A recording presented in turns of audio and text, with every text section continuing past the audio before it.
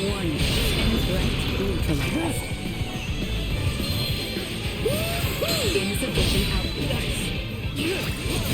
The Star Ocean franchise has become vastly more niche in today's JRPG climate compared to its initial releases. Still, I'm a massive fan, especially loving the second story, Till the End of Time, and The Last Hope, since they meld the concepts of sci-fi and fantasy into standout fantastic experiences. As a result, I possessed understandable trepidations about Star Ocean: The Divine Force missing the mark, but I'm thankful that, aside from technical hiccups, it mostly sticks the landing. I assumed it was similar to how we encountered the man with the horned pate, a new race, one with a drastically different anatomy.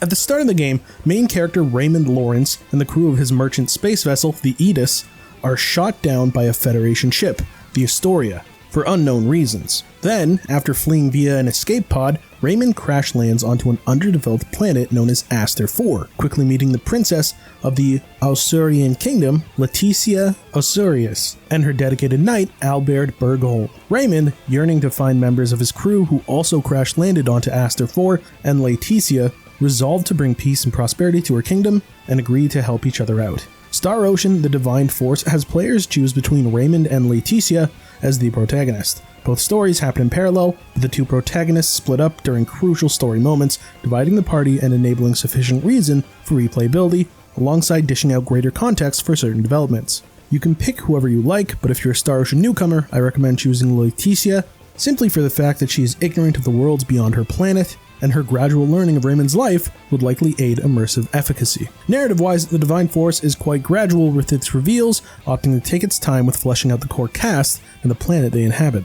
The earlier parts of the story heavily revolve around the political climate and strife of Osiris alongside Raymond's search for his friends. The sci-fi elements the series is known for neatly intertwine with certain plot beats on this underdeveloped planet, eventually coalescing toward grander threats down the horizon. Though some may be disappointed by a decent chunk of the game taking place on a singular world, you'll genuinely get to know and understand Aster 4, though the appeal of it all truly depends on whether you're compelled by the plights it faces. While I found myself entertained and intrigued by various factors, I can just as easily see some players finding the story's first half dryly delivered, primarily due to its subject matter. Still, the second half drastically picks up in engagement and tension, elevating it to what I'd argue is near the franchise's heights. Fans of the series will also notice references to 1, 2, 4, and 5, as well as direct callbacks to characters and events.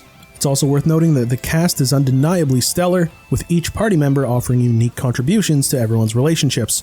They're mostly likable, though a few select party members' motivations can seem a bit questionable in the late game, yet their overall dynamics make up for this offset. The English voice cast heightens those aforementioned scenes, as well as the main story. The major characters' deliveries are all genuinely excellent, except for Leticia, who isn't poor per se, she just has a very particular way of delivering lines that can take some getting used to.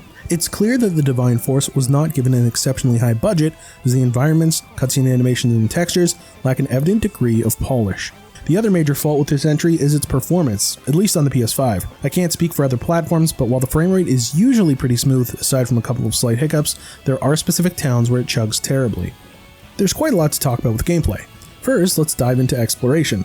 Near the start of the game, players obtain a device called the Duma, D-U-M-A, which provides countless benefits, such as allowing for soaring across the sky for a set distance. This functionality is the basis of movement, and man, it is way too damn fun. Despite the sheer simplicity of flight, it always feels immensely satisfying to use, especially since every significant area is explicitly designed to complement this freedom. The various Duma crystals almost make it somewhat of a collectathon at times, but it's surprisingly addictive. The acceleration of the Duma's gliding also is a significant reason for why it's so thrilling. This makes it easy to traverse large areas, and it's just very fun. These factors ultimately made the Divine Force's exploration one of my favorites in any JRPG. Moving on, combat in Star Ocean: The Divine Force feels entirely different from any other entry in the franchise. While the older games were more sedate in their movement, that's far from the case here. Instead, speed is the name of the game this time around, primarily thanks to Duma's instilled ability to zip across the battlefield directly to your enemies.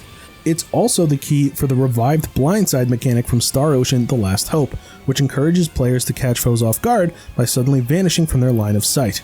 Thankfully, Duma can't be spammed, as the VA gauge, filled by attacking enemies normally, is required for the tool's functionalities to even be used.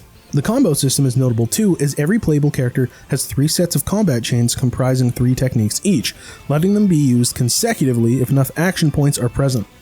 AP is restored by refraining from combative action for an incredibly brief period of time, preventing incessant spamming. Still, any of the 3 face buttons can be held down to perform a singularly mapped action immediately, so the chain system isn't the sole mechanic here. What helps to diversify the applications brought about by the chain system even further are active skills, which are essentially buffs and debuffs, as well as the fact that items can be inputted. Typically, those 2 factors are best customized for usage via the held down face buttons due to the linked nature of the consecutive attacks. The amount of experimentation here, bolstered by manual character switching mid-combat, is truly compelling since everyone boasts distinct pros, cons, and general playstyles. There are always other ways to approach battles and keep elements fresh. Unfortunately, the party AI isn't exactly the smartest regarding hazardous terrain and avoiding certain enemy attacks, but they tend to be alright otherwise. Battles grant characters SP, used for unlocking nodes in everyone's unique skill trees, comprised of raw stat boosts, high resistances, and combat skills. Additionally, SP is also used for upgrading those combat skills and related fields. The character customization is plentiful and it never fails to be fulfilling. Fighting in the game is exceptionally smooth, with fast-acting melee animations that make this combat system one of, if not my favorite in the franchise. It's a clear shake-up, but a welcome one with how polished and swift it is. However, the first 15 to 20% of the game doesn't correctly depict how intricately well-crafted the combat truly is, as many tools are not even available yet, so you have to be patient in that regard. Even on console, you can remap controls, which is pretty nice. There's also Vatting and Estuary Cage. The former is a party member's ultimate skill, while the latter detaches Duma from the party, enhancing collective defense at the cost of ridding the device of its other functions until it's manually switched back to its default mode. This provides you with a lot of freedom, and while I wish there were more boss battles, that's a relatively minor point. As is usually the case with Star Ocean, there's lots of side content to sink your time into. Townspeople, denoted by unique yellow icons on the map, will grant you side quests that are easily tracked via a dedicated menu, and completing them allows you to immediately travel back to the quest giver's location from said menu, which is very handy. Fortunately, the quests aren't entirely monster slaying and item gathering, as some require you to interact with a system I haven't mentioned yet, item crafting. Provided by Welch, who's sort of the Star Ocean version of Cid from Final Fantasy, item crafting can be done by listening to her monologues and completing the tasks she imparts, which unlocks that in its many iterations. For a few examples, players can perform compounding by mixing materials to create items, crafting to develop accessories and armor, and synthesis to enhance weapon properties. I encourage new players to really delve into these systems and not ignore them, as they can be very handy for fighting. One final gameplay element I should bring up is the minigame Esowa, which I spent way too much time on. After finding a deck in the opening hours, the player can challenge innumerable townspeople of different skill levels. The rules are simple. Players place their pawns on a board to reduce their opponent's health to 0. In addition, each pawn embodies an attack type, directing matches in their own distinct ways. Aside from this minigame being very addictive, it serves practical gameplay benefits. The pawn pieces are actually equipable in-battle accessories that increase your stats and grant additional factors depending on rarity, so it's always worth challenging people.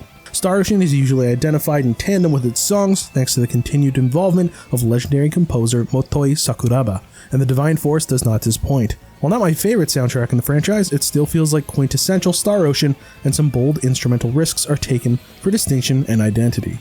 Star Ocean: The Divine Force is a strongly crafted action JRPG that returns the franchise to form, boasting involved upgrading and customization systems alongside a well-thought-out narrative that may not satisfy or intrigue everyone, but will compel those entranced by its cutting edges of notion. Further, its excellent English voice cast identifies the emotional weight of several story-heavy scenes and character bonding moments.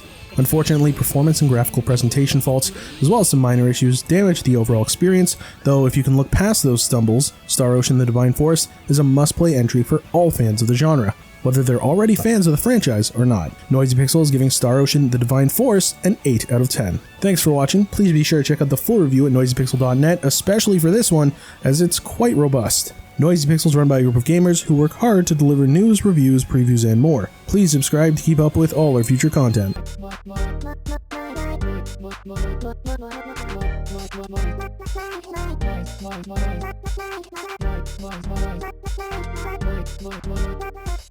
Noisy Pixel.